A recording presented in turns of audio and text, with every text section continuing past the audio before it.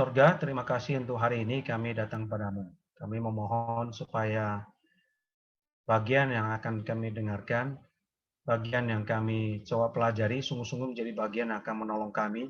Tidak hanya untuk pengetahuan kami, tapi untuk menolong kami mengenali siapa Engkau Allah yang hidup dalam hidup kami. Kami berdoa supaya kuasa roh senantiasa menguasai kami, sehingga jikalau tubuh kami ada di sini untuk Tuhan, maka hati kami dan pikiran kami juga untuk Tuhan. Supaya apa yang Tuhan ingin sampaikan kepada kami dapat kami pahami dengan baik, dan pada akhirnya kami dapat belajar semakin memuliakan Tuhan dalam hidup kami. Biar kami Bapa, oleh karena kami berdoa di dalam nama Yesus Kristus, Tuhan dan Juru Selamat kami hidup. Amin. Ini selamat sore ya. Ini mungkin beberapa mungkin baru pernah ketemu saya kali ya. Saya juga belum tahu ya. Tapi nggak apa-apa ya. Tidak usah diperkenalkan lagi ya, yang kali sudah dikenalkan kan, betul ya? Jadi saya tidak perlu lagi ya. Saya hanya saya hanya dosen di PH ya, dosen teologi di PH. Baik ya, jadi tadi saya juga sudah lihat beberapa harapan ya mengenai oh Ibu Rima, ya baik Bu Rima, terima kasih Bu Rima. Ini Bu Rima kenal ya. Hari ini saya sudah lihat ya apa yang kalian ingin sampaikan ya, dan saya pikir menarik. Jadi hari ini saya pikir gini ya, 4 sesi ini kita bikin buat begini. Karena saya yakin kalian itu juga dengan keingintahuan ya, mungkin walaupun hanya 50-an yang memang memberikan respon nggak apa-apa ya. Saya mengasumsikan bahwa dengan keinginan yang besar ini sebetulnya kamu sudah punya pemikiran sendiri ya. Pemikiran sendiri, apalagi tadi ada yang sudah apa yang memang suka baca Yudaisme ya, pengen belajar. Itu setidaknya kalian sudah punya pemikiran sendiri. Kalau nanti interaksi di loop seperti ini ya, hanya satu arah, itu akan sangat sayang sebetulnya ya. Saya sih tidak mengharapkan demikian. Saya mengharapkannya kalian bisa entah komentar, entah tanya, berbagi ya, sehingga pemahaman kita itu jauh lebih kaya. Kalau hanya dari otak satu orang saya itu susah juga ya. Jadi seperti itu. Jadi, kalau nanti prosesnya adalah kalau nanti ada yang bertanya ya, langsung aja di tangan atau tulis di chat ya. Saya akan berhenti. Karena biasanya kalau tunggu saya berhenti ya itu nanti udah hilang tuh pertanyaan. Mau tadi apa yang mau tanya ya, udah lewat tuh ya. Itu nggak apa-apa ya tanya. Jadi saya akan stop saja. Supaya jawab dulu, saya bisa kok nanti saya balik lagi bisa. Jadi seperti itu ya, supaya kalian tidak terganggu dengan rasa ingin tahu yang besar ya. Jadi setidaknya langsung kalau memang memungkinkan ya langsung jawab, kemudian mungkin paling jeda sebentar ya. Setelah itu udah bisa jawab. Jadi seperti itu ya. Semoga kalian tidak sungkan ya untuk mau mengajukan pertanyaan, mau unmute juga boleh, langsung tanya juga mau apa ya. Tidak ada yang kurang ajar di sini. Semua kurang belajar memang ya. Semua kurang belajar, kurang ajar nggak ada. Semua kurang belajar. Saya juga kurang belajar sama aja ya. Kurang ajar nggak ada, kurang belajar banyak ya. Jadi feel free aja ya, kita buat santai sehingga ini tidak semacam kelas seperti biasanya. Tapi inilah seri diskusi di mana kita belajar satu dengan yang lain. Ya, jadi saya itu kan di sini karena saya lebih duluan tahu. Mungkin lebih duluan tahu. Tapi soal saya lebih tahu banyak belum tentu juga ya, dengan internet sekarang saya rasa Wikipedia itu jauh lebih tahu dari saya. Jadi seperti itu ya, sehingga tidak ada orang yang merasa lebih pintar dari yang lain. Yang lebih duluan tahu karena saya umurnya sudah tua ya mungkin iya ya, tapi kalau kalian banyak baca mungkin juga kalian tahu. Ya, anak saya juga bisa berdebat sama saya kok misalnya. Baik ya gitu ya. Oke, kalau gitu saya bisa mulai nih ya. Jadi saya izin share ya. Saya izin share PPT-nya seperti ini ya. PPT-nya simpel saja, nggak PPT saya nggak rumit-rumit saudara ya. Saya tidak kasih PPT yang rumit-rumit, yang jelimet, enggak. Saya kasih PPT yang sederhana saja. Nah, kita bisa ikut nih. Baik ya, jadi ini saya ambil dari internet ya. Jadi ini dua loh batu yang paling kuno yang terjual mahal ya.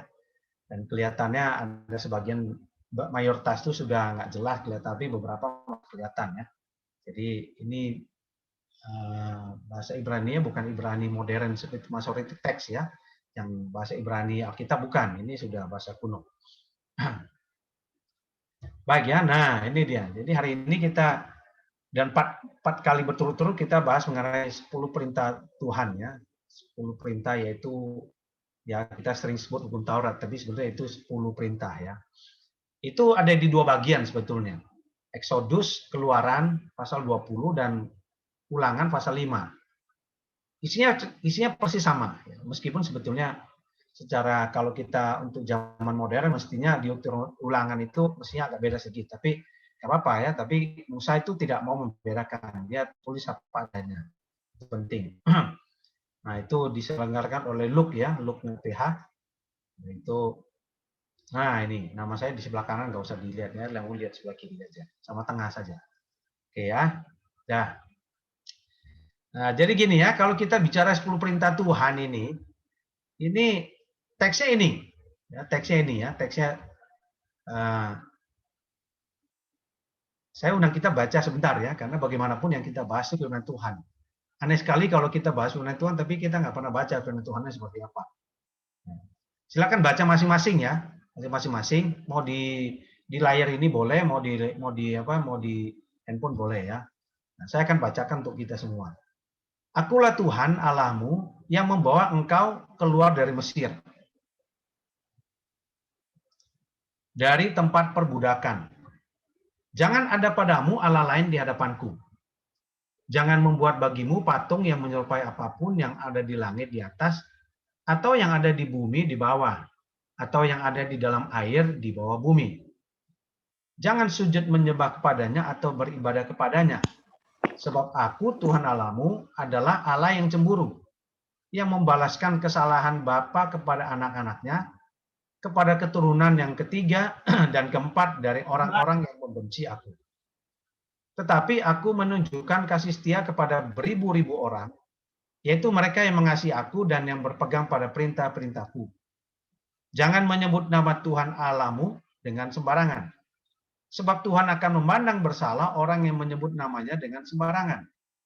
Ingatlah dan kuduskanlah hari Sabat. 6 hari lamanya engkau akan bekerja dan melakukan segala pekerjaanmu, tetapi hari ketujuh adalah hari Sabat Tuhan, Allahmu.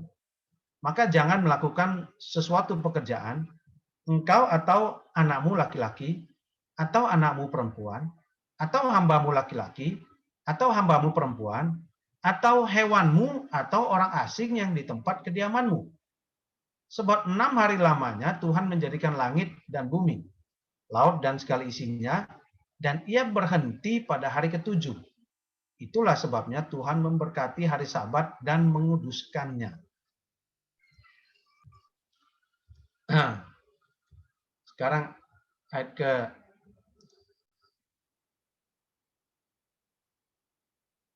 oh iya, nanti ya. Oh iya, satu pertanyaan simpan ya. Habis saya baca baru saya jawab langsung ya. Hormatilah ayahmu dan ibumu, supaya lanjut umurmu di tanah yang diberikan Tuhan Allahmu kepadamu.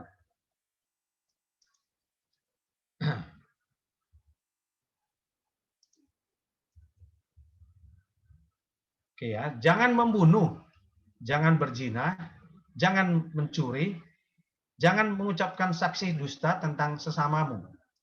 Jangan mengingini rumah sesamamu, jangan mengingini istrinya, atau hambanya laki-laki, atau hambanya perempuan, atau lembunya, atau keledainya, atau apapun yang dipunyai sesamamu. Sebetulnya kalau berbohong itu tidak ada di sini ya. Yang ada mengucapkan saksi dusta ini ya. Konteksnya di mana sebetulnya? Nanti kita pelajari. Tentang sesamamu ya, saksi dusta tentang sesamamu. Ini tentang apa? Baik ya. Nah, saya jawab dulu ya. Tadi kalau misalnya ditanya apabila kita melanggar hukum Taurat, misalnya kita berbohong ya, atau tidak menghormati orang tua atau hal lainnya, apakah kita bisa memasuki kerajaan surga? Oh, pasti bisa ya, pasti bisa itu. Itu nggak salah ya, itu pasti bisa. Kalau kamu tanya apakah kita bisa masuk kerajaan surga? Oh, pasti bisa. itu kerajaan sorga itu tergantung kamu percaya Yesus atau tidak. Percaya Yesus masuk sorga itu. Pasti itu ya. Nah, persoalan berbohong, oh nanti ya. Nanti ini mestinya hari ketiga nih, hari ketiga mestinya ya. Tapi kita lihat nggak apa-apa. Oke ya, itu jadi jawaban umum kamu sudah tahu. Kalau kita misalnya mau tahu bicara mengenai hukum Taurat, kita harus jawab ini begini ya. Ini ada beberapa pertanyaan nanti menjawab ada beberapa pertanyaan di sini kalian tanya juga ya. Kita harus tahu dulu ya siapa itu Israel pertama. Yang kedua siapa itu Tuhan Allah. Ingat ya Lordnya itu Tuhannya semua huruf besar Yahweh ya. Tuhan Allah Yahweh. Yahweh Elohim ya. Sebetulnya apa yang penting sih dengan hukum itu? Hukum atau perintah itu ya dengan 10 perintah. Saya pakai law saja ya supaya pendek ya. Ingat ya law di sini 4 kali pertemuan tuh law-nya itu bukan hukum Taurat keseluruhan tapi 10 perintah Tuhan. Jelas ya. Akar dari semua hukum Taurat yang ada. Semua hukum-hukum aturan Taurat yang ada. Nah, keempat itu ini apa yang penting hukum Taurat? Kalau penting lalu gimana memahaminya? Kalau sudah tahu bagaimana memahami, lalu apa yang mau dipahami? Baru apa?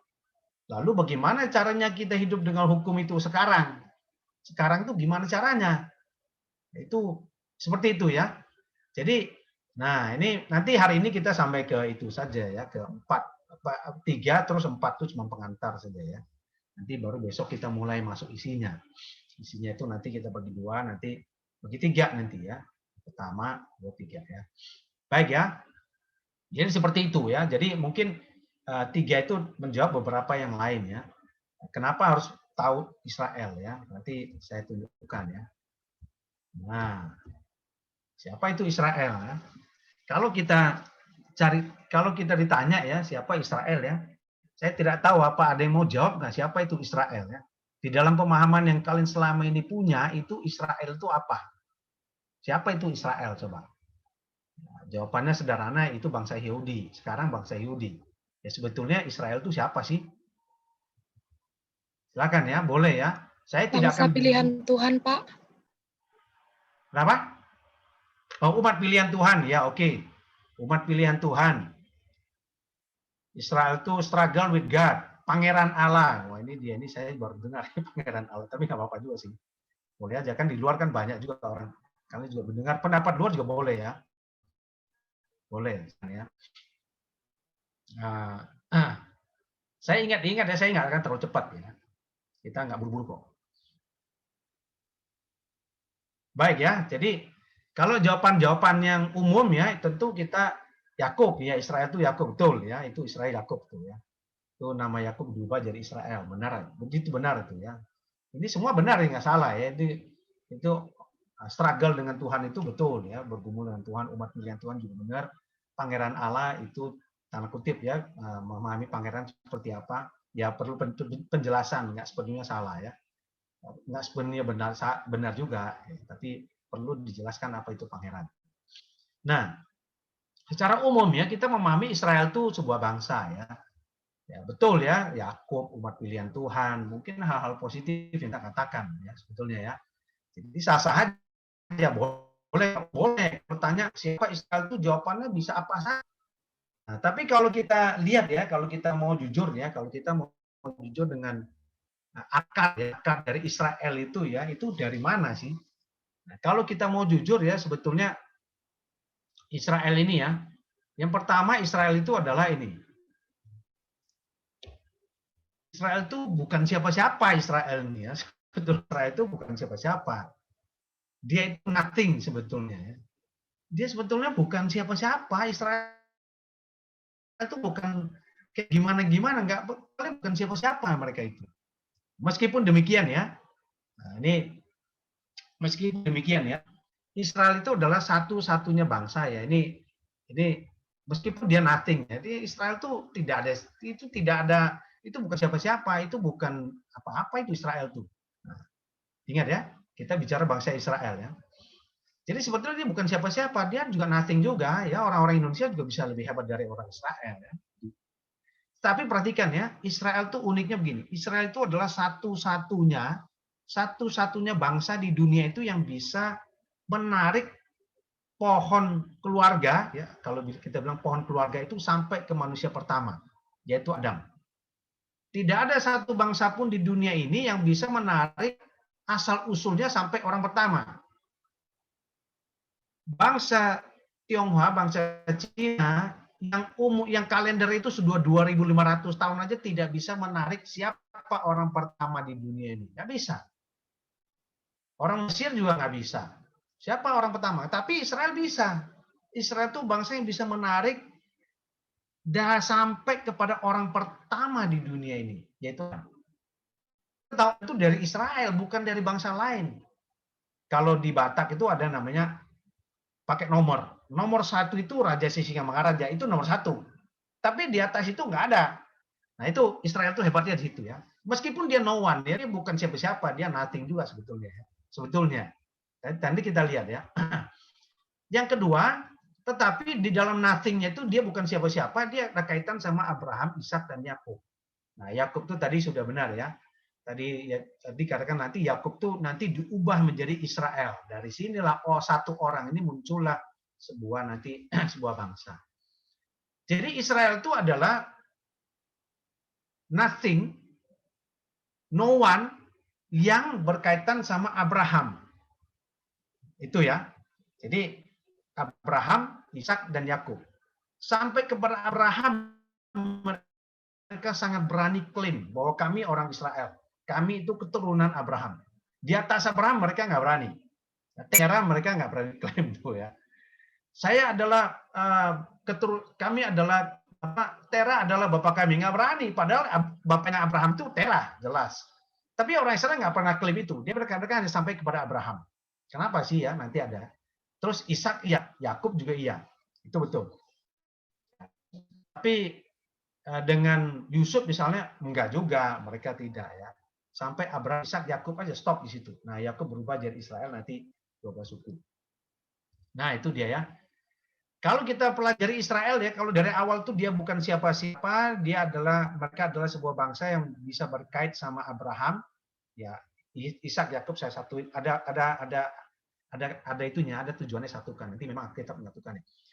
Setelah itu nanti apa? Kalau kita lihat sejarah Israel ya, itu justru ya walaupun ada positifnya, tapi justru sebelum mereka keluar dari Mesir itu, mereka itu justru adalah bangsa yang sekitar ya, saya pakai sekitar karena dulu bukan seperti matematik precisely begitu ya. Mereka adalah bangsa yang suku yang 400 tahun itu diperbudak. Oh, mereka sangat jaya di masa Yusuf. Tapi setelah Yusuf mati, ya anggaplah Yusuf berapa tahun sih? 150 tahun. Setelah Yusuf mati, mereka sudah mulai masuk ke fase perbudakan. Jadi bangsa yang no one, nothing, mereka mengikat diri kepada diri mereka, identitas suku mereka kepada Abraham, tapi kenyataannya mereka 400 tahun itu diperbudak. Nah, di dalam kasusnya Musa, kita akan pelihara ini, kita akan lihat bahwa di dalam kasusnya Musa saja kenal siapa orang Israel, suku Israel. Saya pakai suku ya. Siapa suku Israel ini? Itu adalah bangsa yang apa? Tegar tengkuk, saudara. Sampai itu semua sangat terkenal tegar tengkuk. Meskipun dia umat pilihan Tuhan, tapi tegar tengkuk. Tapi sebetulnya dia dipilih itu bukan karena dia siapa-siapa, tidak ada. Jadi umat pilihan Tuhan itu adalah karena dia memang no one ya, purely memang dipilih saja. Jadi kalau kita mau lihat ya secara fenomena, orang Israel, bangsa Israel itu adalah bangsa yang nothing, yang mengaitkan sama Abraham. Mereka mengalami 400 tahun diperbudak di Mesir, sampai ada buku Taurat keluar dari Mesir itu penting ya. Dan dalam kasus Musa nanti waktu sepanjang Musa membawa mereka keluar dari Mesir ya, mereka kerjanya hanya apa? Mereka kerjanya berkeluh kesah, menggerutu, menyala-nyalakan Tuhan. Musa sampai pusing. Gila ini bangsa ini kayak gimana ya? Padahal Musa juga bagian dari sana ya. Musa aja nggak kuat, saudara. Itu adalah bangsa yang apa? Tegar tengkuk. Nah, Jadi kalau kita mau jujur ya, dari Mesir tuh sebetulnya ya, kalau kita mau jujur keluar Mesir tuh sia-sia tuh bangsa ini. Kita tahu ya, kenapa sia-sia? Karena generasi pertama yang keluar dari Mesir semuanya 40 tahun tuh muter-muter di padang gurun sampai mati semua. Generasi kedua yang masuk ke Kanaan. Perhatikan ya, nah, makanya saya sia-sianya saya pakai tanda kutip ya, saya pakai tanda kutip. Jadi sia-sia bagi generasi pertama, ini Israel ini saudara ya. Nanti setelah itu masuk Kanaan nanti ada lagi ya. Betul mereka buat pilihan.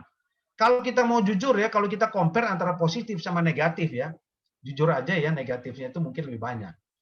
Walaupun positifnya sangat hebat ya. Satu-satunya bangsa bisa menarik garis keturunan sampai orang pertama itu Israel. Itu entah kenapa Tuhan itu pilih orang Israel. Nggak ada dasarnya. Betul ya, struggle with God itu mulai negatif. Pangeran Allah itu lebih tinggi, seolah mirip lah kayak umat pilihan Tuhan ya. Ya orang dipilih, terpilih jadi apa? Jadi pewaris ya, misalnya kerajaan itu kayak gitu.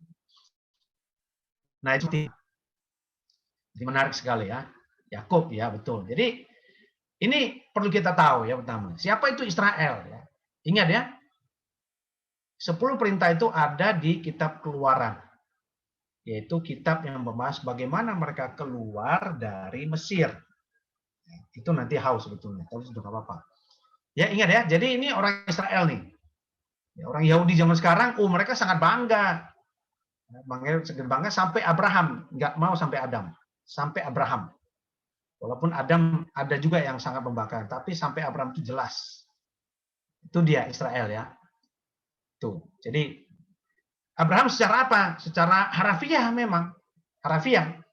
Itu sebabnya orang-orang yang non Israel tidak bisa masuk Israel karena mereka kunci dengan Abraham.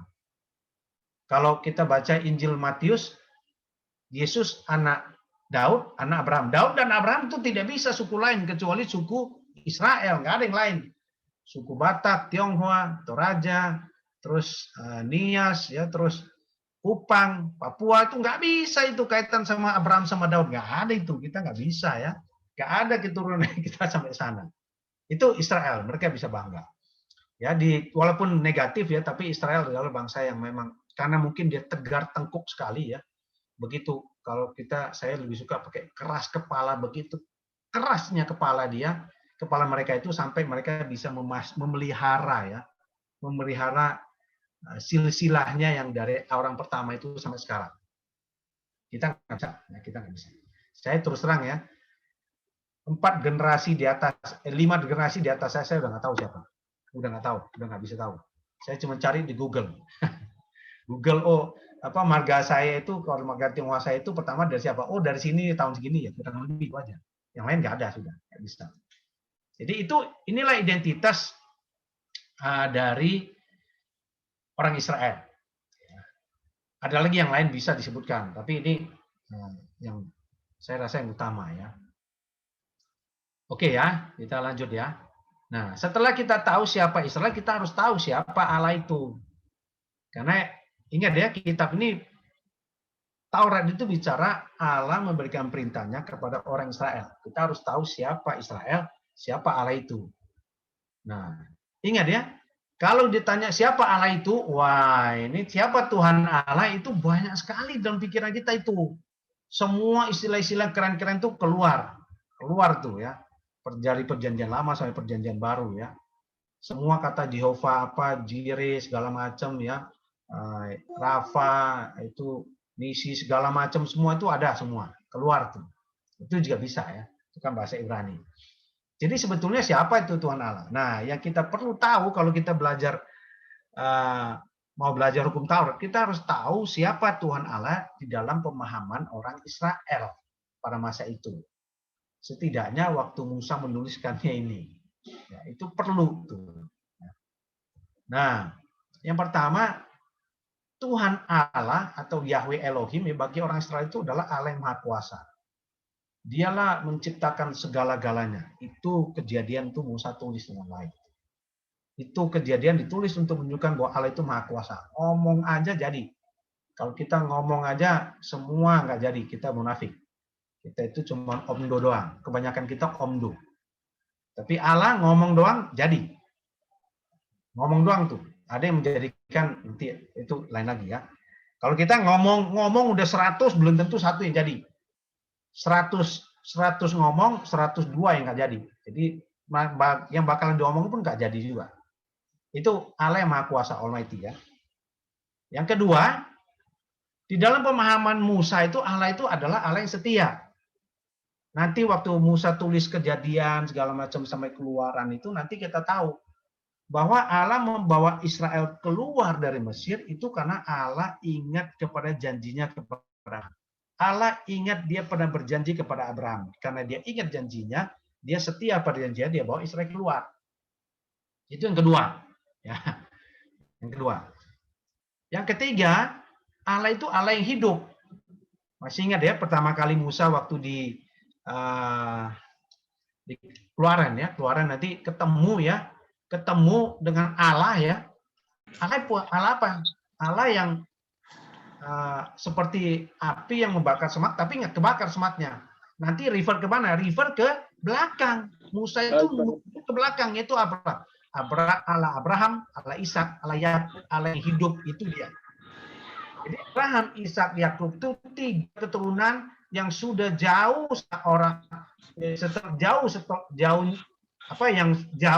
yang jauh ya sebelum Musa itu diasosiasikan dengan Allah yang hidup.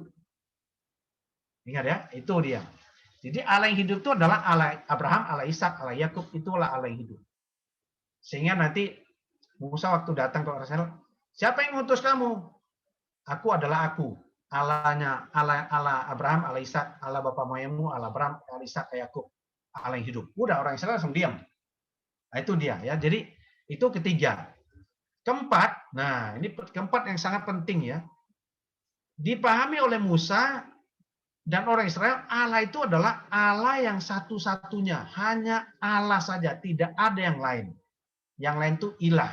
Yang ada cuma Allah, yang Allah itu cuma satu yang kita semua. Allah cuma satu. Jadi ingat ya, karena ini nanti menjadi konsep penting ya di dalam Keluaran juga Ulangan juga sama ya. Dengarlah hai Israel, Tuhan itu Allah. Tuhan itu Allah. Allah itu Esa. Yahweh Elohim. Ya, terus Yahweh Ehad. Jadi Tuhan itu Allah, Tuhan itu Esa.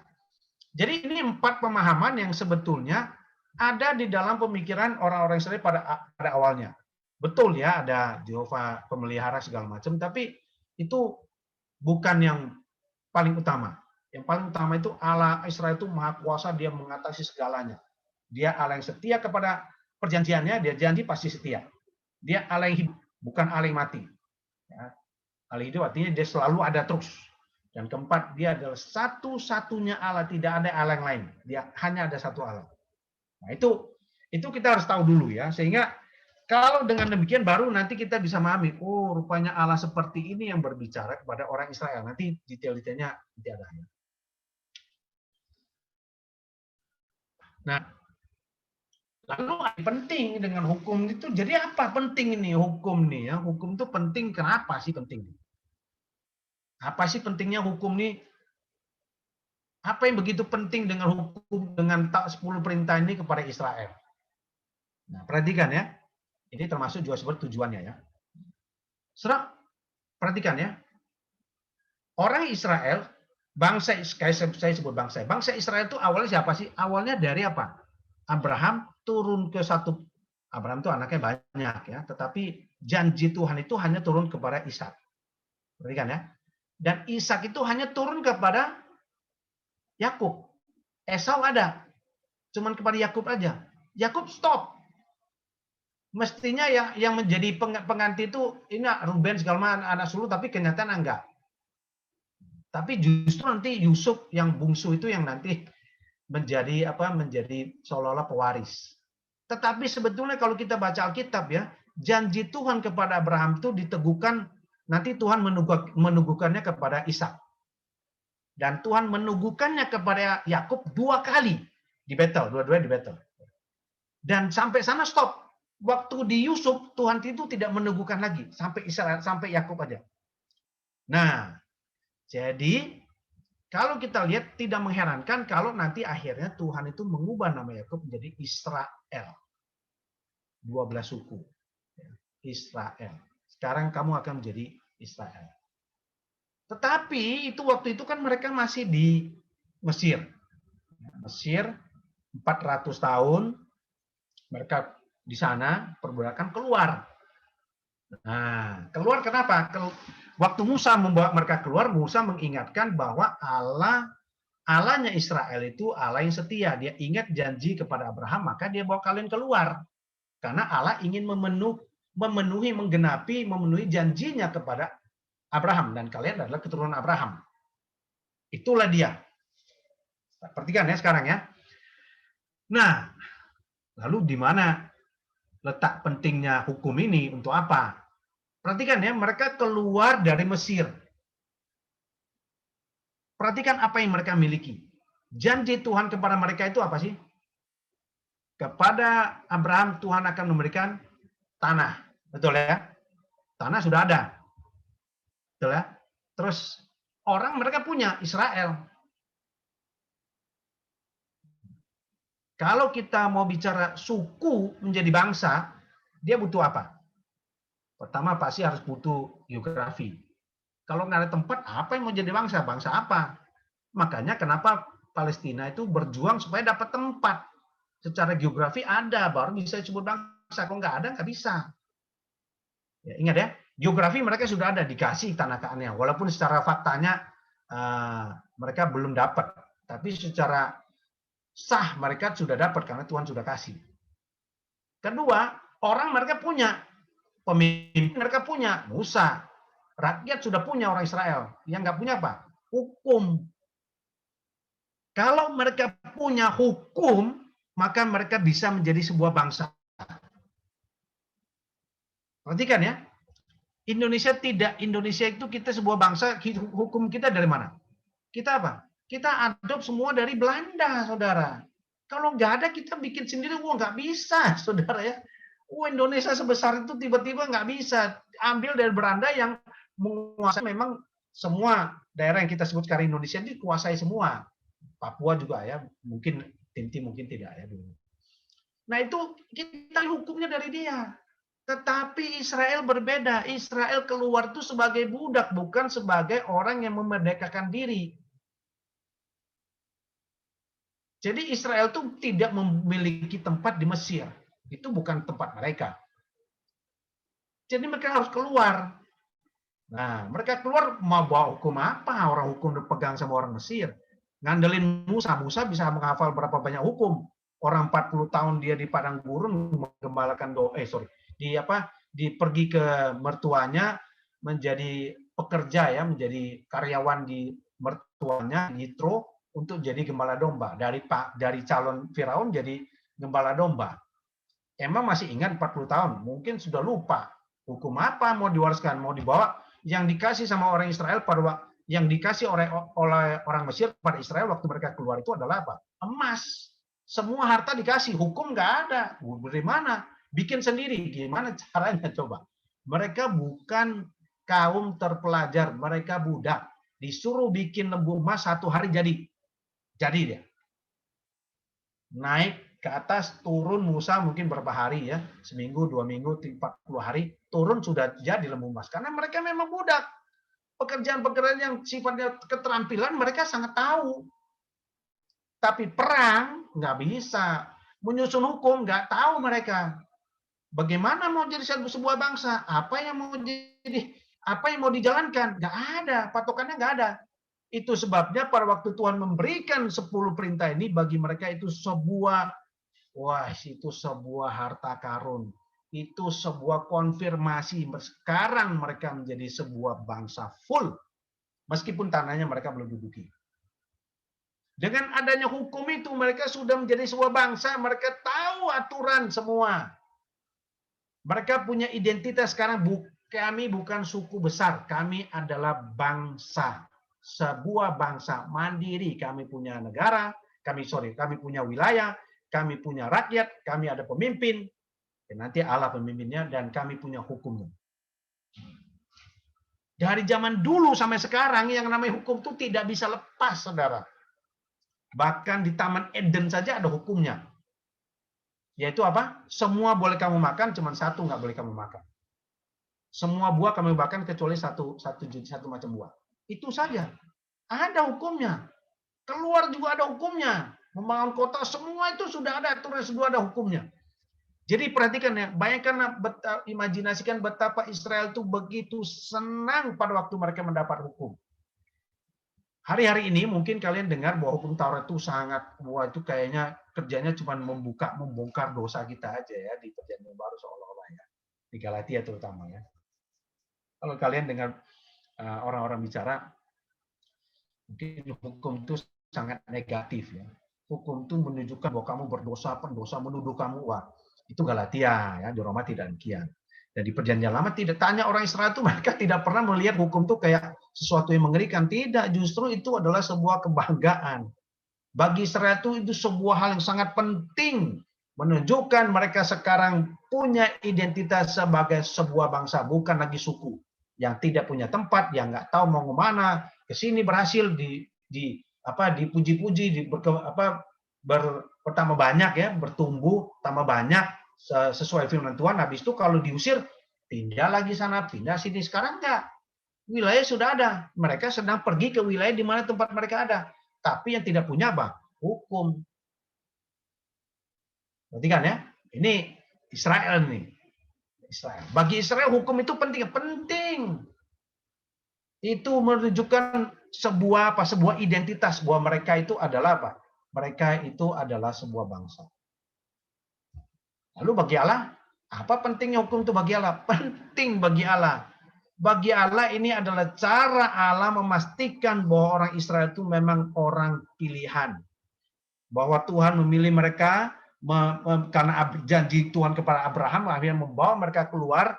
Itu Tuhan ingin mereka hidup dengan benar. Seperti imannya Abraham. Itulah hukum itu diberikan. Jadi hukum itu diberikan Allah dengan pemahaman positif, sangat positif. Israel menangkapnya, memahaminya juga sangat positif, tidak pernah negatif, saudara.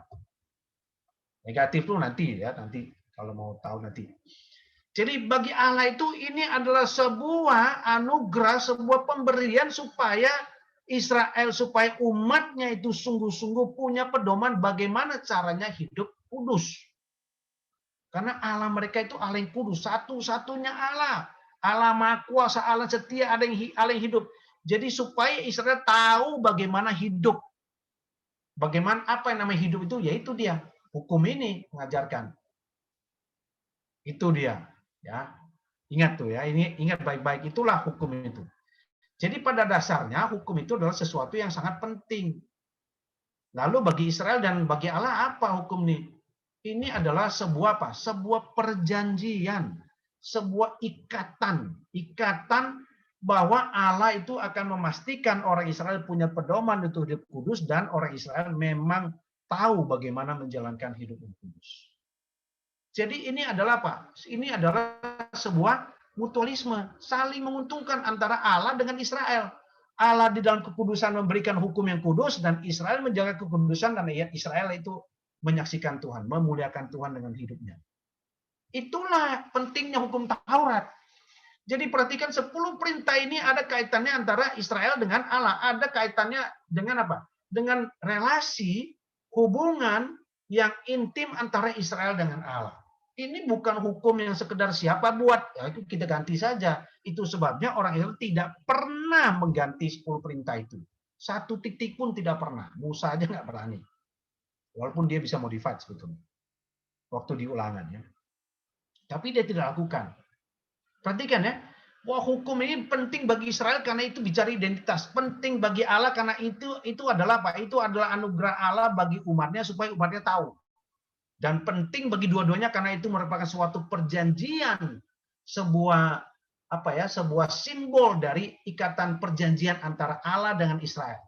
Aku memberikan hukum kepadamu, engkau lakukan itu, maka engkau akan hidup di hadapanku. Hidup kudus di hadapanku. Itulah dia. Itulah caranya hukum itu bekerja di antara orang Israel. demikian juga Allah memandang hukum itu demikian. Perhatikan ya, ini sangat penting. Karena hukum yang seperti ini positif sebetulnya pada waktu nanti sampai kepada Yesus datang, seharusnya orang Israel memahami inilah orang yang menggenapinya. Hukum yang begitu positif itu tidak mampu kita genapi, tapi orang ini mampu menggenapinya. Mari kita ikuti orang ini. Itu sebabnya kenapa Yesus tidak pernah meniadakan hukum Taurat. Karena hukum ini bukan soal membongkar dosamu akhirnya wah. Kalau cuma membongkar dosa itu nggak ada gunanya, saudara, sangat negatif sekali hukum itu. Yesus itu tidak pernah mengganti hukum ini. Tidak pernah meniadakan. Dia menggenapinya. Menggenapi artinya hukum yang begitu positif itu tetap saja tidak bisa dipenuhi oleh begitu banyak orang. Positif. Meskipun orang Israel menyambut dengan positif. Allah memberikan dengan motif yang positif. Tetapi bagi Allah ini adalah permulaan nanti supaya orang Israel sampai percaya pada Yesus yang akan menggenapinya. Tapi Israel kenyataan kebanyakan tidak percaya. Meskipun orang Israel percaya banyak. Ada juga. Itulah dipahami ya. Jadi hukum penting nggak? Penting, saudara. Ini bicara relasi antara umat dengan Allah. Allah dengan umat. Bagaimana Allah memberkati umatnya, bagaimana Allah memastikan umatnya hidup kudus, dan umatnya memastikan menjalani hidup kudus supaya Allah dimuliakan. Dan Allah ditinggikan lewat hidup umatnya. Dan Allah selalu senantiasa memelihara, memastikan bahwa hukum-hukum yang baik itu betul-betul dijalankan. Itu dia. Nah, baik ya. Oke.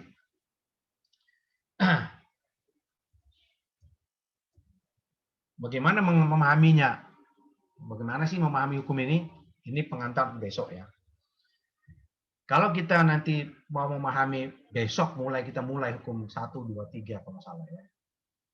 Maka kita harus tahu ya. Enggak tuh wifi. Nah, sudah.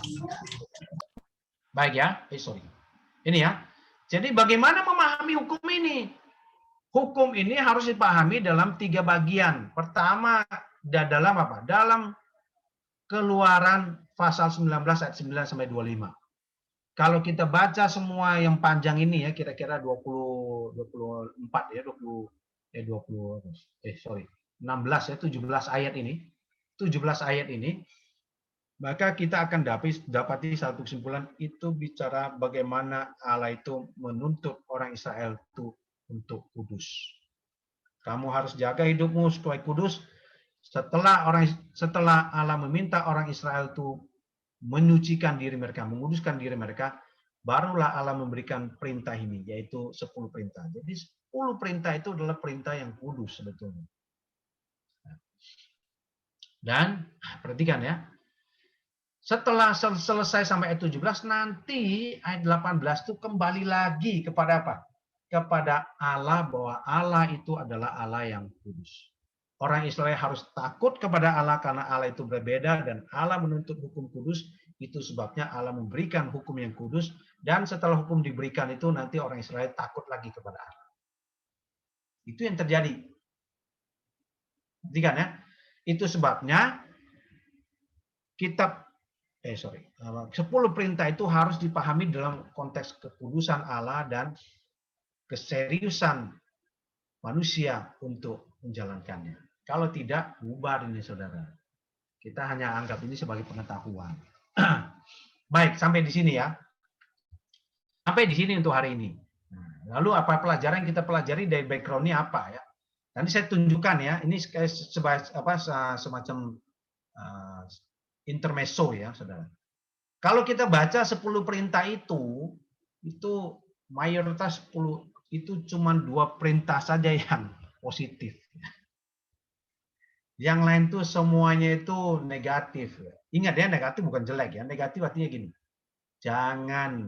Pertama jangan. Kedua jangan. Ketiga jangan. Keempat dan 5 itu, keempat pelihara hari Sabat. Kelima hormati orang tua. Ke-6 sampai 10 jangan. Semuanya jangan. Betul ya? Kan kita kaget. Waduh. Tetapi perhatikan ya, pada waktu nanti Yesus sudah menggenapinya, waktu Yesus datang menggenapinya, Yesus bilang apa? Nah, waktu ada orang tanya, Tuhan, apa yang harus aku lakukan untuk mendapat hidup kekal? Gini, gini, gini. Wah, Tuhan bilang apa? Hukum yang pertama adalah kasihilah Tuhan Allahmu dengan segenap hatimu, jiwamu, akal budimu, kekuatanmu. Betul ya? Hukum kedua adalah kasihilah sesamamu manusia seperti dirimu sendiri. Kepada kedua hukum inilah terletak semua intisari hukum Taurat. Jadi dari 8 jangan, 2 positif, Tuhan ubah itu menjadi semuanya positif. Tidak ada satupun negatif. Kasihlah Tuhan Allahmu, kasihlah sama manusia. Itulah cara memahami 10 perintah itu dengan benar. Perhatikan ya, Tuhan itu tidak pernah memfokuskan, jangan ini, jangan, bukan. Tuhan itu bilang, kasihilah Tuhan Allahmu pertama, kedua, kasihlah sesamamu. Jadi 10 perintah Tuhan itu nanti di tanda kutip ya, dibuat summary-nya oleh Tuhan itu menjadi summary yang full positif. Padahal 8 dari 10 perintah itu adalah soal jangan. Jangan itu artinya apa? Tidak boleh. Tuhan justru di 2 pasal apa saja boleh. Kasihilah, kasihilah, kasihilah. Jadi kalau mengasihi, kerjakanlah semua itu. Kerjakanlah semua yang namanya kasih itu untuk orang lain. Tidak ada yang tidak boleh. Dia ada? Itu dia. Itu nanti kita akan lihat ya, kita lihat. Karena kenapa Yesus tuh saya pakai untuk pembahasan ini, karena nanti penting, karena Yesus tuh nanti orang yang menggenapi hukum Taurat. Itu sebab dia orang yang paling tahu bagaimana hukum Taurat itu seharusnya itu dipahami. Perhatikan ya. Jadi kalau saya mau mundur ini, bagi Israel dan bagi Tuhan, maka hukum Taurat itu adalah sebuah simbol dari kasih Allah kepada Israel dan kasih Israel kepada Allah. Serta kasih di antara orang Israel. Kalau mau dibilang. Ya, itulah dia pentingnya. Oh iya, ini bicara pentingnya. Nah, oke ya. Baik, untuk hari ini ya. Jadi apa sih pelajaran hari ini kalau kita bicara background ini? Ini pertama kita bicara identitas, saudara ya. Saya bawa aplikasi sekarang ya. Orang Israel itu punya identitas jelas, yaitu hukum Taurat yang diberikan Tuhan. Kalau kita mau jujur nih ya, kalau kita mau jujur ya, kita ini orang Kristen punya nggak identitasnya ini? Ada, saudara ya, Alkitab kita itu. Itu sebabnya kalau saya mendapati banyak orang itu tidak mau baca Alkitab, saya sedih sebetulnya. Bukan, saya nggak bisa marah, saudara. Kenapa? Karena tahu kalau kita sungguh-sungguh belajar perjanjian lama, kita tahu bagaimana orang Israel mempertahankan hukum Taurat itu udah saat zaman Musa. Kalau Musa kita anggap ditulis 1400 tahun sebelum Masehi, maka sekarang itu sudah 3500 tahun, hukum itu masih tetap terpelihara sampai sekarang. Alkitab tahun 400-an, sampai sekarang sudah 1500. Kita yang sebut orang percaya. Kenapa kita tidak pernah mengidentikan diri kita itu dengan firman Tuhan? Maaf ya, bukan tidak boleh punya idola. Kenapa kita lebih suka mengidentikan diri kita itu dengan dengan orang-orang terkenal di Instagram, dengan orang-orang yang artis, yang bahkan kita tidak tahu hidupnya seperti apa. Kalau Alkitab kita sudah jelas Allah itu seperti apa. Bukan tidak boleh punya idola, tapi jangan kelewatan. Bukan tidak boleh punya orang-orang yang kita banggakan. Kita bisa teladani. Bukan, tetapi teladanilah apa? Bukan sisi fenomenanya. Identitas orang Israel itu tidak ditentukan apa? Oleh itu hukum itu ditulis di mana? Tidak. Itu adalah, ingat ya, itu touchscreen pertama di dunia. Allah menyentuh dengan tangannya, tertulislah semua ini. Sebelumnya cuma pakai pahat, nggak ada pakai tangan. Touchscreen pertama itu oleh Allah sendiri, yaitu pakai tangannya langsung tulis. Tidak pakai pahat, langsung pakai tangannya. Nah itu ya. Perhatikan ya, orang Israel itu punya identitas yang jelas, yaitu hukum Taurat mereka itulah. Kalau mereka bermasalah dengan hukum, dengan semua hukum semua yang ada, mereka kembali ke hukum Taurat. Kalau kita punya masalah begitu banyak, maka kita kembali ke mana? Nah, dipertanyakan, kita kembali mana? Identitas kita mana? Tidak ada yang lain kecuali back to the Bible, back to the book. B to B. Ya. B2B. Jangan berhenti cuma B2 ya, nanti kita makan semua. B2B. Back to book, back to Bible.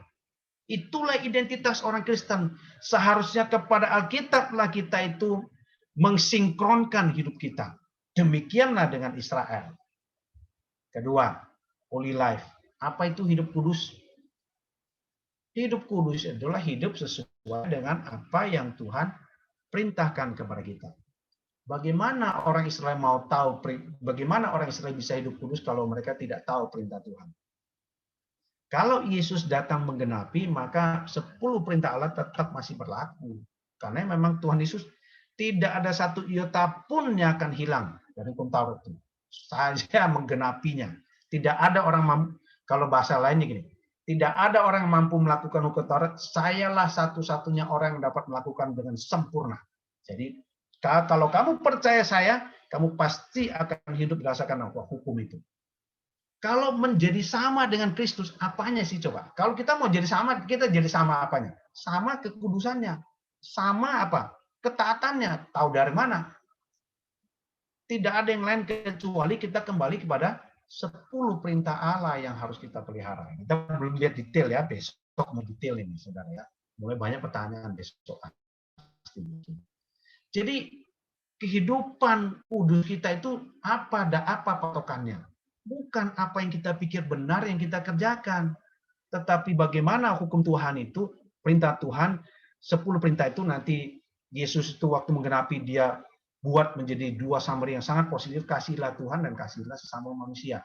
Besok kita lihat detailnya. Tetapi 10 perintah itu merupakan pedoman yang penting untuk mereka menjalankan hidup yang kudus. Jujur ya, kalau tanya nih, coba kalian bikin survei di antara semua teman-teman kalian. Kalau hidup kudus itu dari mana coba? Mereka mungkin bingung ya. Apa hidup kudus? Apa patokannya hidup kudus? Mungkin bingung juga. Yang ketiga, kita belajar betapa besarnya Allah itu. Betapa besarnya Allah orang Israel itu. Dari hal yang begitu hebat yang dia bisa kerjakan. 10 tulah, tiang awan, tiang api, terus mana sorga, mana dari langit, terus burung puyuh, terus segala macam itu ular tembaga, terus air dari batu dipukul keluar air, yang air yang pahit jadi manis, berjalan di kiri kanan itu akuarium terbesar di dunia, itu adalah SeaWorld pertama, satu-satunya yang tidak ada yang kayak gitu lagi, dibelah kiri kanan SeaWorld. Kamu pernah bayangkan nggak waktu dia belah itu? Kalau ikan paus mungkin lewat aja karena gede. Lalu ikan teri kalau lewat dia kan nggak mikir, lewat tengah-tengah tiba-tiba mati itu. Berapa banyak ikan yang mati itu ya di situ. Kalau kita mau gambarkan ya, kalau kita mau berhayal kayak misalnya SpongeBob ya, ikan itu lewat tengah-tengah, ikan kembung lewat terus mati, tinggal diambil aja sama orang Israel. Mungkin tidak ya, itu hanya melebihkan. Jadi Allah itu besarnya di mana? Besarnya adalah yang hebat, begitu hebat dia kerjakan. Tetapi hal yang begitu simple, 10 perintah yang begitu kecil, sederhana, tetap dia kerjakan. Kebesaran Allah terletak di dalam apa? Pekerjaan yang paling besar dia kerjakan, termasuk pekerjaan yang paling kecil. Di dalam realita hidup banyak orang percaya, pada waktu mereka mau menyatakan kebesaran Tuhan, mereka punya bayangan, angan-angan, maka pekerjaan besar yang harus saya kerjakan. Padahal tidak demikian. Pekerjaan besar apa yang Yesus lakukan? Pekerjaan yang paling hina, mati di kayu salib. Jadi kalau kita mau bicara, saya mau menunjukkan kebesaran Allah, kerjakanlah hal-hal yang paling hina yang memang Tuhan itu ingin kita kerjakan, bukan pekerjaan besar saja. Oke. Keempat ya, pelajaran apa sih? Menjadi berkat bagi yang lain. Kalau hukum ini orang Islam adopsi dari orang-orang sekitarnya, bangsa-bangsa dia lewati, dia ambil 10 hukum, diambil beberapa pasal, semua kumpulin, jadi akhirnya 46 pasal, celakalah itu semua. Mereka tidak bisa menjadi berkat bagi banyak orang. Hukum itu justru menunjukkan bahwa Allah itu besar dengan menjalankan hal-hal sederhana. Jangan ini simple sekali. Keempat adalah apa? Hukum itu justru menjadi berkat bagi bangsa lain. Bangsa lain itu punya semua aturan yang membingungkan karena tidak ada Allah di situ. Tetapi hukum 10 perintah Allah diberikan Allah itu justru nanti menjadi berkat bagi banyak orang. Sehingga orang-orang yang tidak tahu kemana harus mencari teladan, mereka bisa menemukannya di antara orang Israel. Meskipun orang Israel gagal. Tapi perintah Tuhan, 10 perintah, itulah yang menjadi berkat bagi bangsa lain. Sehingga bangsa lain nanti punya apa? Punya pedoman bagaimana hidup yang benar. Dan kita tahu di dalam perjanjian baru Roma, Paulus katakan apa? Hukum Taurat itu sudah terpatri dalam hati nurani manusia. Perhatikan ya. Tanpa 10 perintah pun ya orang tahu mencuri, menyontek itu adalah tindakan yang sangat salah. Sebuah kedustaan yang besar. Dari mana dia tahu? Karena apa? Karena ada hukum Taurat yang taruh di dalam hatinya. Itulah dia hukum. Menjadi berkat bagi banyak orang. Kalau kita menjalankannya, hukum Taurat itu menjadi teladan. Diri kita menjadi teladan bagi banyak orang lain, itu namanya hukum Taurat sudah menjadi teladan bagi orang lain, menjadi berkat bagi orang lewat hidupmu. Itu dia. Nah, sekarang kelima. Lalu kita gimana sekarang? Ini baru bicara latar belakang ya. Coba kita lihat nih. Bagaimana kita memahami Alkitab itu? The book itu. Salah satunya perintah Tuhan ya. What is holy life, coba? Kita dapat holy life dari mana? Kalau khotbah pendeta bukan berarti tidak bisa.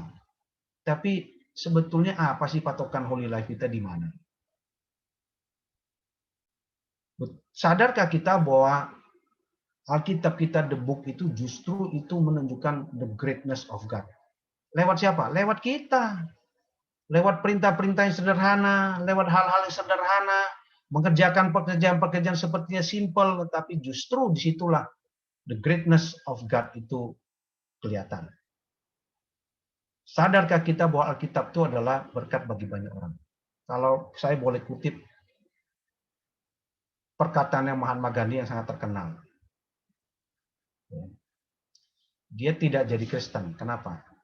Dia bilang semua ajaran Alkitab itu memang benar adanya. Itulah, kamu baca itu sudah benar. Tapi lihat orang Kristen, dia heran. Dia nggak mau jadi Kristen. Tapi waktu dia baca ajaran Tuhan Yesus, dia terheran-heran ya. Ada ya kayak gini ya. Tentulah ya, semua banyak orang itu tidak seperti Mahatma Gandhi membaca Alkitab. Tapi teman-teman kalian, orang-orang kenal kalian itu membaca kalian. Kalau hukum itu adalah hukum 10 perintah Tuhan, semua perintah-perintah yang kita tahu sangat esensial, yang bahkan memang itulah prinsip yang paling penting kita terapkan, mungkin orang akan melihat, kamu sudah menjadi berkat bagi saya. Nah, tentu kita tahu lagu bahwa selama aku masih hidup ya harus jadi berkat. Kalau tidak, kalau sudah mati, semoga Tuhan menemukan bahwa memang kau sudah jadi berkat. Apakah kita pahami bahwa Alkitab yang mungkin yang seharusnya kita baca, saya pakai seharusnya ya, yang seharusnya kita baca, seharusnya kita pelajari, yang harusnya mengubah hidup kita itu adalah sebuah berkat bagi banyak orang lain. Atau justru kita malu dengan Alkitab kita sekarang karena terlalu kuno. Saya kasih share sedikit, anak saya sekarang kuliah sudah semester 4 ya. Waktu dia SMA itu SMA kelas 3 apa sudah SMA kelas 3 ya. Apa kuliah SMA kelas 3 soalnya. Ya, dia sekali ya, memang dia bukan nggak pernah kecanduan sih. Dia sekali main game online. Ya, game online itu ada yang tanya kepada dia, "Oh, kamu masih itu ya? Masih percaya kepada Oh, sisa waktu 5 menit. Kamu masih percaya kepada cerita-cerita kuno buku itu ya? Wah, anak saya kaget. Buku apa? Itu buku-buku apa cerita-cerita apa legenda-legenda itu Yahudi ya? Iya, kan saya orang Kristen. Emang kenapa? Nah, itu. Jadi di luar sana banyak orang melihat itu buku kuno. Nah, tetapi justru apakah buku kuno yang bagi orang lain itu anggap remeh itu kita anggap remeh. Tapi kalau kita anggap itu adalah buku yang penting yang Tuhan berikan supaya kita menjadi hidup kudus dan kita menjadi berkat bagi orang lain, maka pada waktu kita dapat memberkati orang lain, waktu orang lain akan tanya, emang kok lu bisa sih kayak gini hidup lu? Ya nggak ada yang lain ini. Alkitab inilah yang mengajarkan saya. Coba. Bisa kita mengatakan itu? Berat ya saudara. Itu pertanyaannya ya.